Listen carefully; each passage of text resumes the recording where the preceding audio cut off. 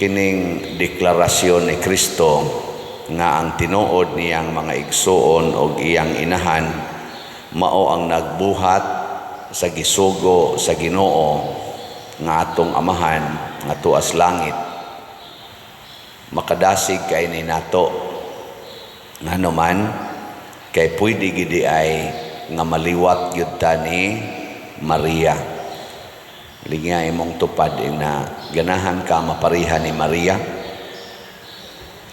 Ganahan ka niya og di gani ka ganahan pasabot ganahan kang maliwat sa yawa. Kay mo man ay kontra ni Maria dinhi sa kalibutan ang yawa. Diri sa unang pagbasa gipasalig dinhi nga mopuyo uban kanato ang Ginoo. Ni siya paglipay kay mopuyo ko uban kaninyo. Giunsa man sa Ginoo pagpuyo uban kanato pinaagi sa mahal nga Birhen Maria. Nganong nakapuyo man siya uban nato pinaagi sa mahal nga Birhen Maria kay sa tanang tao dinhi sa kalibutan ang mahal nga Birhen Maria maoy unang nagrepresentar niining gitawag og pagkamasinugtanon sa tanang sugo sa Ginoo. Way sugo sa Ginoo nga balibaran ni Maria. Gani ang iyag yung famous nga deklarasyon kanang iyabang prinsipyo ba, sulugoon ako sa Dios, matuman dinhi kanako ang imong pulong. Gilaing lingi sa imong tupad na wa ka magsupak-supak sa Ginoo. Ingna ko no, na wa ka magsupak-supak. Siging simba, siging misa niya, inighumas misa, inighuman simba ang pari, masinupakon kay sugo sa Ginoo. Kanalang sugo sa Ginoo nga pasaylua og kapituan kapito ang nakasa nimo. Kinsa man ninyo ana ang ganahan kay mutuman be. Na katulo ra labing daghan katulo mo na atong prinsipyo. Unya unsa may mahitabo kung tumano nato ang tanang sugo sa Ginoo, ang Ginoo sad maghimog dagkong mga butang dinhi kanato. Muna si Maria nahimong agianan sa dagko kayong mga grasya. Kadto lang dito sa kasal sa Kana, kinsa may hinungdan nga ang bino nga nahurot na nailisan og unom katadyaw nga bino nga lamian pagyud kayo nga ang tubig nahimong bino. Kinsa may nakapahimo ato? Si Maria. Makahimo gitagdag ko kaing mga butang basta kuyog nato ang Ginoo. Kadtong nakapaayo sa mga buta, mga bakol, mga giyawaan, nangawagtang ang mga yawa, mga sanlahon, nangaayo, hasta ganing patay, mga patay, nabuhi. Kisa may gabuhat ato, si Kristo. Nganong si Kristo nakapuyo man din sa kalibutan og nakahimo ato mga butanga tungod gyapon ni Maria nga nagsigig sunod sa pulong sa Ginoo. Way reklamo pagbuot sa Ginoo nga mapobre sila, okay lang. Pagbuot sa Ginoo nga manganak ra siya dito sa pasungan, okay lang. Pagbuot sa Ginoo nga gukuron silang Herodes, mamakwit sila ngadto sa Ehipto, okay lang. Ana. Pagbuot sa Ginoo nga di sila kapaeskwela sa ilang anak, ang ilang mga silingan ng eskwela, si Jesus wa ka eskwela kay wa sila'y kwarta, okay lang. Pagbuot sa Ginoo nga tamayon ang iyang anak kay anak rag panday, panday rasad. Wa dawatas mga silingan o ilang mga kaliwat, okay lang. Gibutang-butangan og akusasyon, gihukman nga patyon, gilansang sa cross, okay lang. Ikaw na bilinga imong tupad. Ing na okay ra nimo ilansang sa cross imong anak. Okay ra? Okay lang. Lisod manganig dawat nga di ka eskwela. Sige maganig pangita yung paagi, mangutang, hala, mandisturbo ang mga silingan, haron lang yun makapa-eskwela sa anak. Di yun, kadawat nga, okay lang ko, di ka eskwela, nga nang mamugos mang yun. Di ba? Nga nang mamugos mang yun kag pa-eskwela, nga si Kristo gani, wa manggay mo eskwela, nahimo mang ganing manluluwas.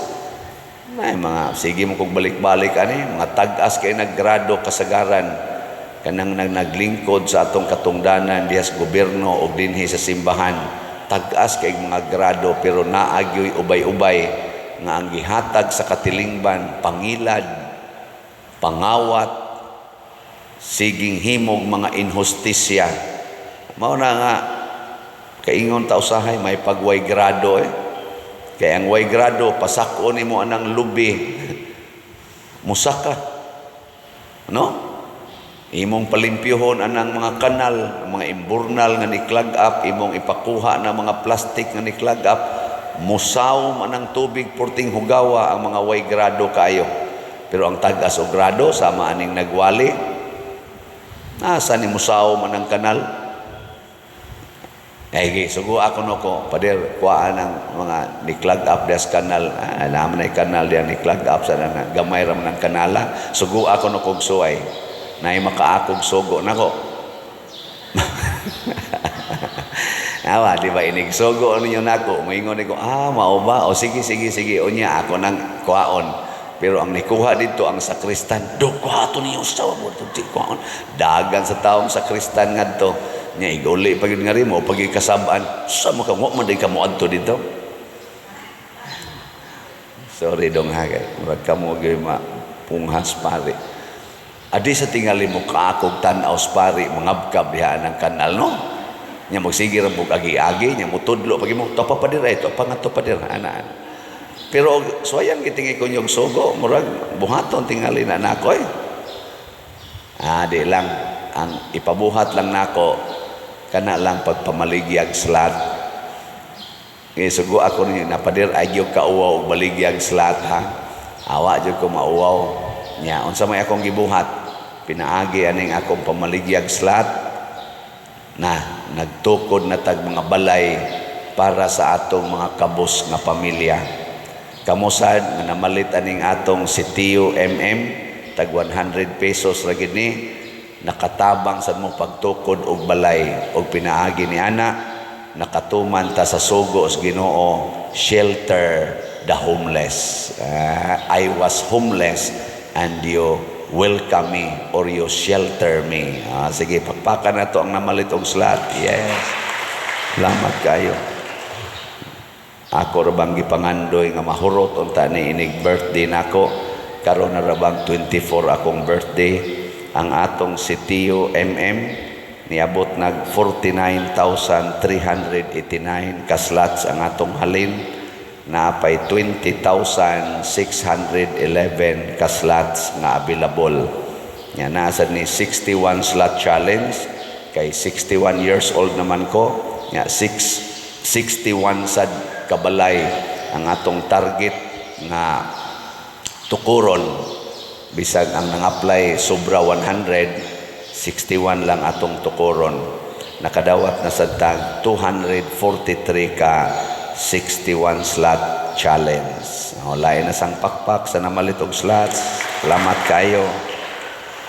Anya ang ato sang SBF dag para nis atong kumbinto, dako-dako pa ta dihag bayronon, pero at least niabot na og 44,114 ang atong halin, 15,886 na lang ang atong mahalin, tag 500 pesos per slot.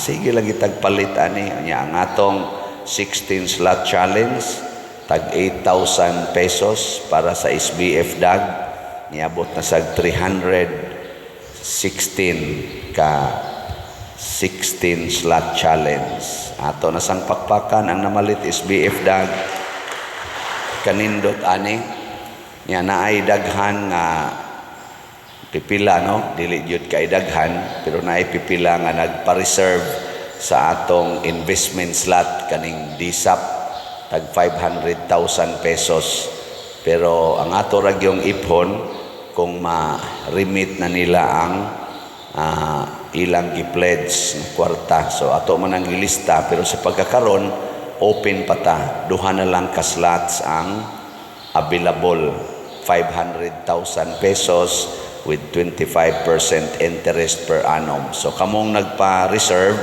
i-text lang ko, i-text atong secretary, Remy Ocaba or si Hinara Laborte or si Brad Loloy or Brad Bernardo Jacobi kung gusto mong magpa-reserve kay nanay makarimit dinhi nga duha ka tag 500,000 ma-close na ni siya.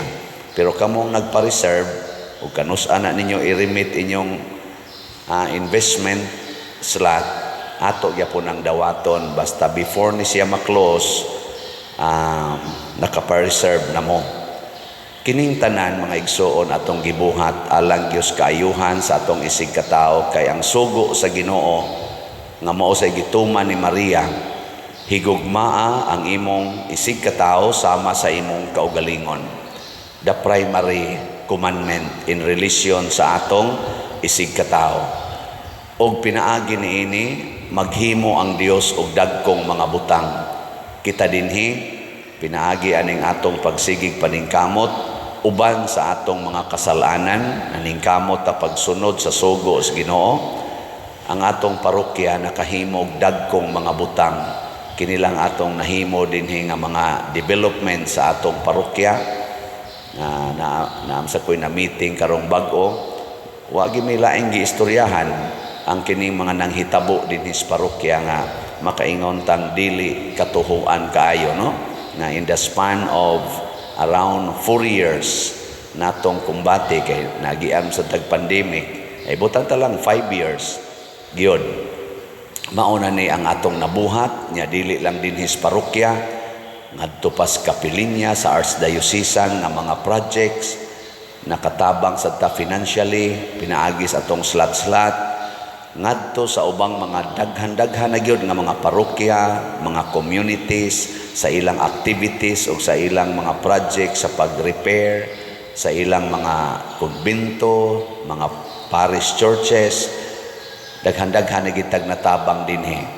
So kamong tanan nga nagsigig hatag aning ginagmay ra gid natong slot congratulations niya kamong wa pakahatag hinaot maliwat tas mahal nga Birhen Maria manggihatagon hastang iyang anak gihatag mao na nga nahimo siyang Birhen sa reglamento siya maoy nagpahimong buhi sa reglamentos Ginoo sa rule sa Ginoo ug unsa may primary role sa Ginoo aron ta maluwas love God above all love your neighbor as yourself ug kun ato na ning buhaton kitang tanan dagkong mga butang nga maayo ang mahitabo sa kalibutan ug ato ning supak-supakon unsa may mahitabo dagkong kadautan ang mahitabo sa kalibutan. Ngi katapusang lingi sa imong tupad lingi ning na sugod karon ako nagyong ipapatay ang akong anak na ba na ako nang ipapatay ang akong anak kun kinahanglanon mas Ginoo ana dili kay sige ra jud ka dihag possessive kay ka let go of everyone and everything for in obedience to God. Maunay gikinahanglan aron dili na ta mag-away, di na ta magsigi gubat, di na ta magsigi og binungulay.